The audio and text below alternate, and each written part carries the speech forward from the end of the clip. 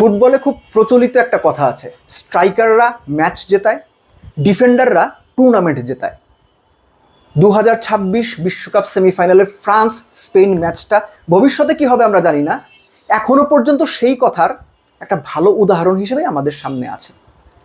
Opta super computer বলছে ফ্রান্সের জেতার সম্ভাবনা বেশি, কিন্তু একজন সাধারণ ফুটবল সমর্থক হিসেবে আমি মনে করি এই পার্টিকুলার ম্যাচটা France Spain semifinal absolute 50-50 match, একদম টু দ্য পয়েন্ট 50-50, কেউ এগিয়ে না কেউ পিছিয়ে না, যে কোনো কিছু হতে পারে। স্পেনের যে ডিফেন্স 6 ম্যাচে 1 গোল করেছে, এই কারণেই কি আমি শুধু ভালো বলছি? না, এটা হচ্ছে ভালো একটা সংখ্যা দিয়ে প্রকাশ করা, কিন্তু এই সংখ্যার আরও কিছু দিক রয়েছে।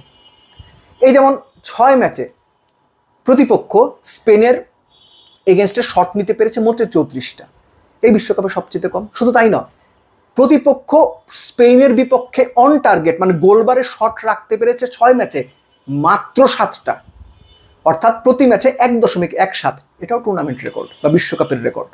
সো ওই টিম মানে চীনের প্রাচীর তো আমরা অনেকেই দেখেছি অনেকেই দেখিনি, নাম তো শুনেছি, ওই চীনের প্রাচীরের মতো স্পেনের ডিফেন্সিভ ওয়াল, মার্ক কুকুরেলা, পাউ কুবার্সি কিংবা আমেরিক লাপোর্তা, এই 3 জন প্রতিটা ম্যাচেই স্টার্ট করেছেন। তাদের ডিফেন্সিভ অর্গানাইজেশনটা উইথ রড্রি দুর্দান্ত, সব কিছু মিলে। ওদিকে পেদ্রো পোরো রয়েছেন রাইট ব্যাকে। উল্টো দিকে আপনি যদি ফ্রান্সের কথা হিসেব করেন, 88টা শট নিয়েছে প্রতিপক্ষের এগেনস্টে 6 ম্যাচে, যার 43টা on target, of course tournament record. দেমবেলেরা কি করেছেন, এমবাপ্পে কি করছেন, আমরা সবাই দেখেছি। সো এই ম্যাচটার 2 কোচ ট্যাকটিক্যালি, টেকনিক্যালি কিংবা স্ট্র্যাটেজিক্যালি কি কি ডিসিশন নেন, কাকে কিভাবে ব্যবহার করেন, এই ব্যাপারগুলো না খুবই ইন্টারেস্টিং হতে যাচ্ছে ফুটবল সমর্থকদের জন্য। ওদিকে লামিন ইয়ামাল তো বলেই দিয়েছেন সম্ভাব্য 2টো ঘটনা ঘটবে। 1, ফ্রান্স তাদের 3য় ফাইনাল খেলবে টানা। এর আগে জার্মানি এটা করেছিল আমার মনে আছে 82, 86, 90, আর ইতালি সম্ভবত করেছিল, আমার এক্সাক্ট মনে নেই, মানে 2টো টিম করেছিল। অথবা টানা 3য়বার আমরা সেমিফাইনালে মানে স্পেন ফ্রান্সকে হারাবে। আগের 2টো কথায় আপনাদের অবশ্যই মনে আছে, নেশনস লিগ যেটা 5-4 গোলে স্পেন জিতেছিল, দুর্দান্ত খেলা হয়েছিল, আর ইউরোর সেমিফাইনাল 2-1 গোলে সেটাও স্পেন জিতেছিল। সো এই 2টো ঘটনার কথা ইয়ামাল মনে করিয়ে দিয়েছেন, কিন্তু ইন রিয়েলিটি 2টো টিম ইকুয়ালি স্ট্রং। আপনি কাউকে এতটুকু ছোট এতটুকু বড় করতে পারবেন না। কিন্তু ঘটনাটা কোথায় ঘটবে?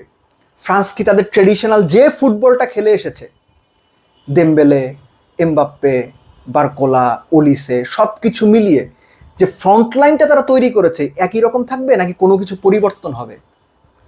কেননা স্পেনের যে মিডফিল্ড যারা খেলাটা নিয়ন্ত্রণ করেন সব কিছু মিলিয়ে, সেই তুলনায় কাগজে কলমে হলেও ফ্রান্সের মিডফিল্ডটা একটু হলেও যেন পিছিয়ে আছে এই একটা জায়গাতে, এবং এই জায়গাটাই আসলে ম্যাচের ভাগ্য গড়ে দেবে কিনা এটা নিয়েও যথেষ্ট আলোচনা রয়েছে। সো ফ্রান্স এবং স্পেন এই 2টা দলের যে পরিসংখ্যান আপনি যদি দেখেন, 2018 থেকে এখনো পর্যন্ত মেজর টুর্নামেন্টগুলোতে মানে বড় টুর্নামেন্টগুলোতে লাইক নেশনস লিগ, ইউরো, বিশ্বকাপ, 27 ম্যাচের মধ্যে মাত্র 1টা ম্যাচ হেরেছে আপনার স্পেন। শুধু তাই নয়, আপনার জাপানের সঙ্গে 2-1 গোলে হারার পরে সবশেষ 14 ম্যাচে স্পেন আনবিটেন, এবং এই 14 ম্যাচের মধ্যে 9টা জিতেছে, এবং কোনো ম্যাচেই 5টা ম্যাচে তারা গোল খেয়েছে, কোনো ম্যাচেই 1 গোলের বেশি খায় নাই। অর্থাৎ শুধুমাত্র এই বিশ্বকাপটা না, স্পেনের ডিফেন্সিভ যে ফ্লুইডিটি সেটা লম্বা সময় ধরে এরকম চলে আসছে, আর এই ডিফেন্সিভ ফ্লুইডিটি ভাঙার জন্য সম্ভবত ফ্রান্সের মতো অ্যাটাকিং ফোর্সই দরকার। আর এমবাপ্পের একটা স্ট্যাট দিয়ে আমার আলোচনাটা শেষ করি, সেটা হচ্ছে যে আমরা জানি যে এমবাপ্পে গোল সংখ্যা বাদ দেন, শুধুমাত্র নকআউটে এমবাপ্পের গোল কয়টা? 12টা, রেকর্ড। এখনো পর্যন্ত পৃথিবীর কোনো টপ প্লেয়ার নকআউটে 12টা গোল করতে পারে নাই। এর মধ্যে শুধুমাত্র ফাইনালেই এমবাপ্পে 4 গোল করেছে, রাউন্ড অফ 32-তে 2টো, রাউন্ড অফ 16-এ 5টা, এবং কোয়ার্টার ফাইনালে 1টা।